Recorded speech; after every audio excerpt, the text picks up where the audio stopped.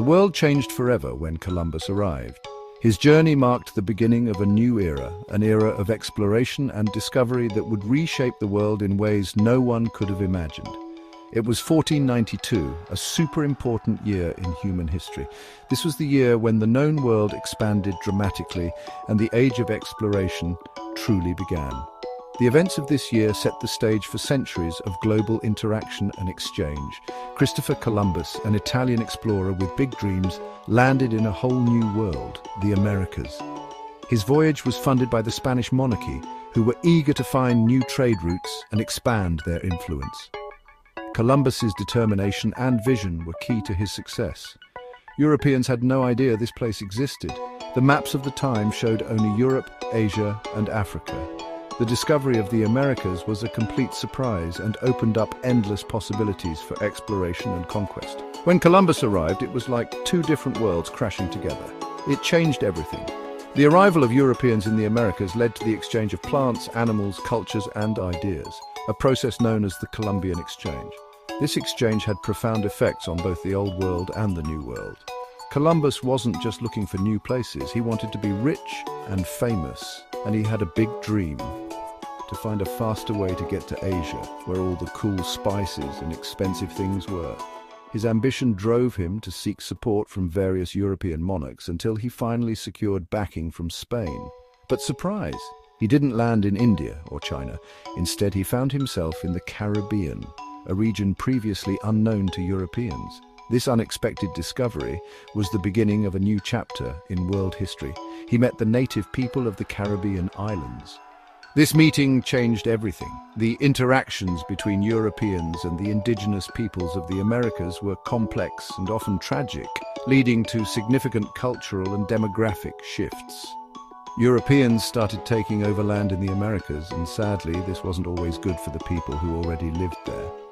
The arrival of Europeans brought diseases, warfare, and displacement to many indigenous communities, leading to dramatic changes in their way of life.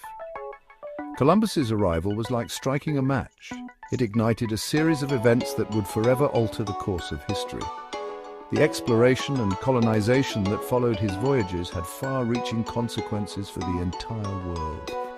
It started a huge fire of change that affected the whole world for hundreds of years. The legacy of Columbus's voyages is a complex one, marked by both incredible achievements and profound tragedies. His arrival in the Americas set the stage for the modern world, with all its complexities and interconnections. Columbus had big dreams. He was from Genoa, Italy, and he loved adventure and exploring. But he also wanted to be rich. He heard stories about the amazing things in the East: spices, silk, gold, and jewels. A famous explorer named Marco Polo wrote about his adventures in Asia, and Columbus wanted to find a way to get there by sea. See, back then it was hard to travel to Asia by land. Columbus thought he could sail west across the Atlantic Ocean and get to Asia faster, but he didn't know how big the Earth really was. He thought it was much smaller. Columbus told kings and queens all over Europe about his plan. They said no, no, no. But finally the king and queen of Spain said yes. They wanted more land and more money. So Columbus set sail, excited to explore and find treasure. Columbus sailed into the unknown. It was 1492. 3 ships, the Niña, the Pinta, and the Santa Maria, left Spain with Columbus in charge. They sailed from a town called Palos de la Frontera, ready for adventure but also a little scared. The ocean was huge and mysterious. Weeks and weeks went by. They faced big storms, ran out of food and water, and the sailors started to get worried. They wondered if Columbus was crazy, but Columbus didn't give up. He told his men everything would be okay, that they would find gold and be heroes. He used the stars to find his way. Finally, after sailing for a long time, they saw birds and smelled plants, signs of land. On October 12th, 1492, they found land. Columbus thought he was in Asia, but he had actually found a brand new world. Land. Columbus and his sailors got closer to the new land. The excitement on the ship was palpable as they neared the shore. The crew, weary from their long voyage, felt a surge of hope and anticipation. They had been at sea for weeks, navigating uncharted waters, driven by the promise of new territories and untold riches. The sight of land was a welcome relief, a sign that their journey was nearing a significant milestone. It was a beautiful island full of trees and animals. The lush greenery and vibrant wildlife were unlike anything the sailors had ever seen. Birds of brilliant colors flitted through the trees, and the air was filled with the sounds of exotic creatures. The island seemed like a paradise, a stark contrast to the endless expanse of ocean they had left behind. The sailors marveled at the natural beauty surrounding them, feeling a sense of wonder and discovery. The people who lived there, the Taino people, came out of the forest. They were the island's original inhabitants, living in harmony with their environment for generations. The Taino were skilled farmers, fishermen, and artisans with a rich culture and traditions. As they emerged from the forest, they observed the newcomers with a mix of curiosity and caution, wondering who these strange visitors were and what their intentions might be. They were curious and maybe a little scared of these new people. The Taino had never seen ships like Columbus's or people dressed in such unfamiliar clothing. They watched the sailors with wide eyes, trying to make sense of this unexpected encounter. The Taino's initial reactions were a blend of intrigue and apprehension as they tried to understand the purpose of these strangers' arrival on their shores. Columbus thought he was near Asia, so he called the Taino people Indians, which wasn't right. He believed he had found a new route to the East Indies, fulfilling his mission to discover a direct path to Asia. This misconception led to the enduring misnomer of calling the indigenous people Indians, a term that would persist for centuries. Columbus's error highlighted the vast gap in knowledge and understanding between the Old World and the New. He thought their clothes and weapons were simple, and he noticed they didn't have the same religion as him. Columbus and his men saw the Taino's attire and tools as primitive compared to their own. They failed to recognize the sophistication and ingenuity of the Taino's way of life. The Europeans' ethnocentric views colored their perceptions, leading them to underestimate the complexity of the Taino culture and society. They traded gifts, shiny beads for parrots and woven things. The exchange of goods was a gesture of goodwill, a way to establish friendly relations. The Taino offered parrots, woven baskets, and other items, while the Europeans gave beads, mirrors, and trinkets. These initial interactions were marked by mutual curiosity and a desire to learn from one another.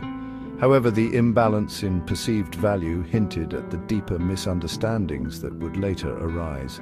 Columbus wanted to make the King and Queen of Spain happy, and he heard stories about gold. He was driven by the promise of wealth and the desire to bring glory to his sponsors. The tales of gold and riches fueled his ambition, and he was determined to find these treasures. Columbus meticulously documented his observations and encounters, hoping to present a compelling case to the Spanish monarchy.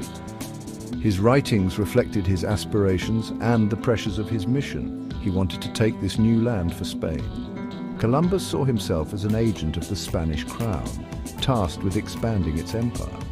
Planting the Spanish flag symbolized the claim of sovereignty over the newly discovered territories. This act of claiming land was a pivotal moment, setting the stage for the colonization and exploitation that would follow. Columbus's actions were driven by a sense of duty and ambition, but they also marked the beginning of profound changes for the indigenous peoples. He wrote about how nice and friendly the Taino people were. Columbus's journals described the Taino as gentle and welcoming, noting their hospitality and generosity. He was struck by their kindness and the peaceful nature of their society.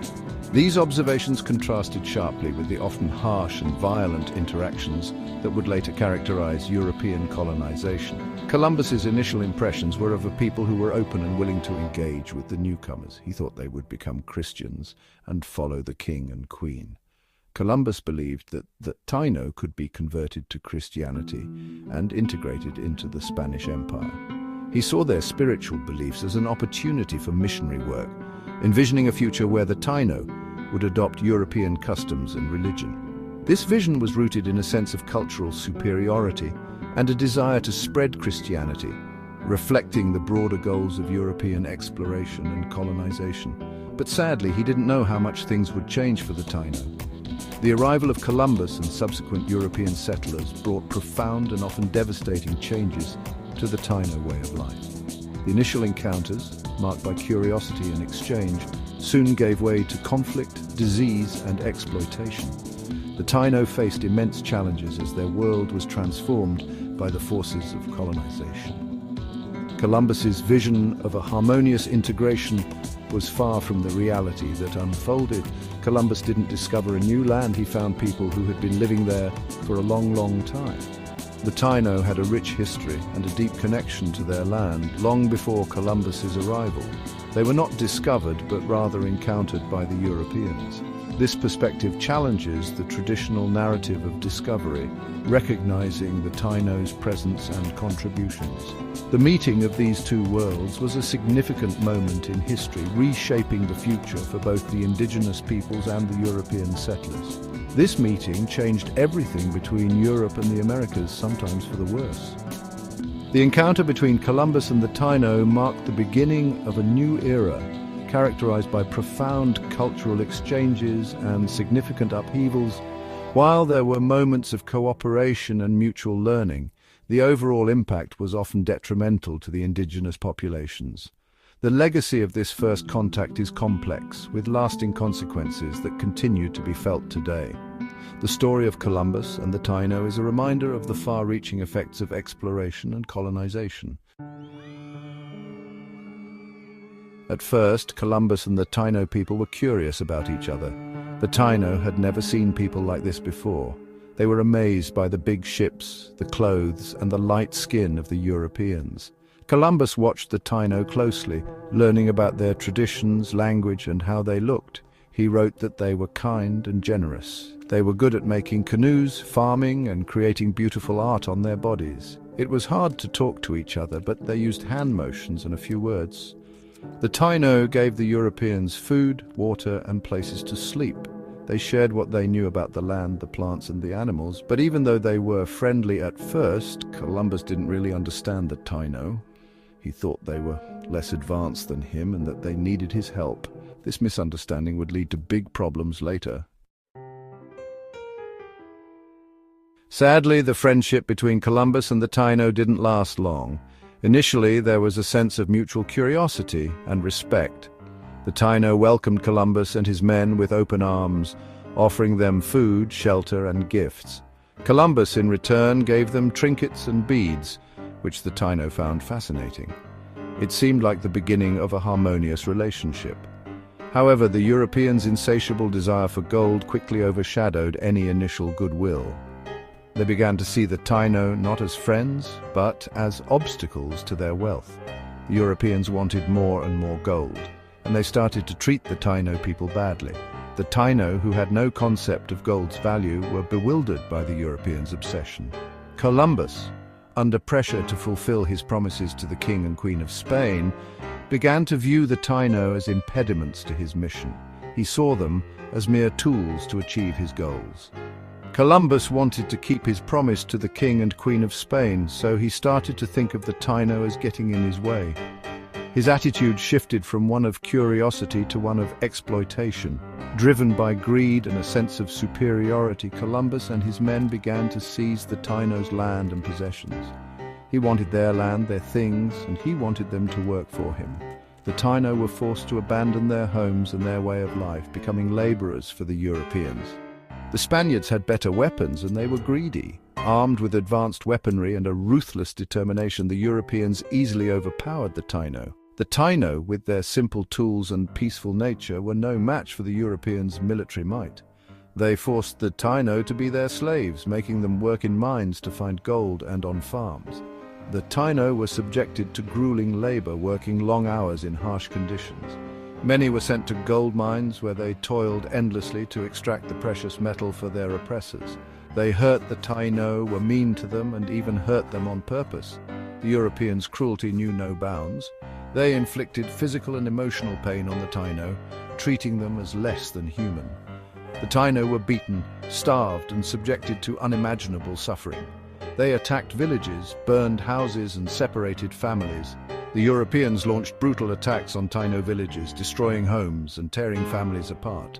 The once peaceful settlements were turned into scenes of chaos and despair. The Taino didn't have the weapons to fight back. Despite their bravery, the Taino were helpless against the Europeans' superior firepower. Their primitive weapons were no match for the guns and cannons of the invaders. They asked for help, but no one listened.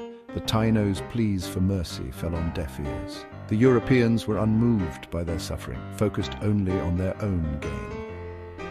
The beautiful Caribbean islands became a place of sadness and pain. The lush, vibrant landscapes of the Caribbean were marred by the suffering of the Taino. What was once a paradise became a place of sorrow and despair. What started as a friendly meeting turned into something terrible, and many Taino people died because of it. The initial encounter, filled with hope and promise, devolved into a nightmare for the Taino. Countless lives were lost and an entire culture was nearly wiped out.